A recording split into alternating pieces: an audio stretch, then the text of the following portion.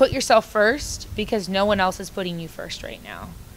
And if you are still in contact with your birth family, really think about who's toxic in your life and who's an asset to your life. And you need to be around people who are assets to you, and you need to think about yourself first. So a big step is identifying what toxicity exists in your life and trying your hardest to get rid of it. And it may be hard at first, but you can do that. So whatever that is in your life that's toxic, whether it's a person, whether it's a geographic place, whether it's an institution of learning, whether it's a place of employment, whether it's the food you eat, whether it's the drugs you do, it doesn't matter. Whatever it is, you need to think about that, because no one else is putting you first right now. You have to think about yourself. And as soon as you care about yourself, and you're going to notice the people who care about you, because you're going to understand what that feels like. And you're going to be able to see when someone really cares about you, what that feels like. And you're going to be able to really clearly note it. You're going to be able to tell, eventually, I promise you will, what's good and what's not.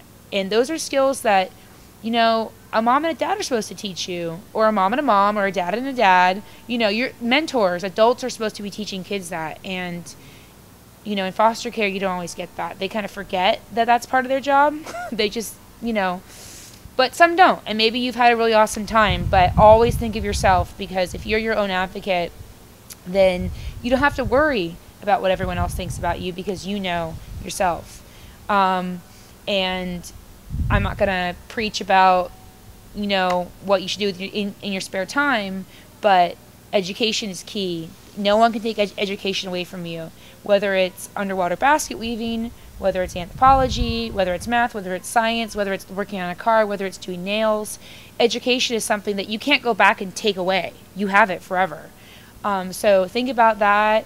And work experience. The more work experience you have, the better you're going to be. So get a job, you know. Even if you have financial aid for school, have a part-time job. Try things out. See what works for you. See what doesn't. Once again, because no one else is going to be able to really tell you for yourself. You have to know for yourself. And then get involved with other foster youth organizations, places that are there, resources that are there for you. And most universities now have programs that are specific for foster youth that give money just for us, finally. Doesn't matter what your skin color is, who you like to shag, you know, what you identify with, where you worship. It doesn't matter. I mean, that's what makes foster youth kind of so cool and complicated, is that we're all extremely different. But most of them have programs that are just for you.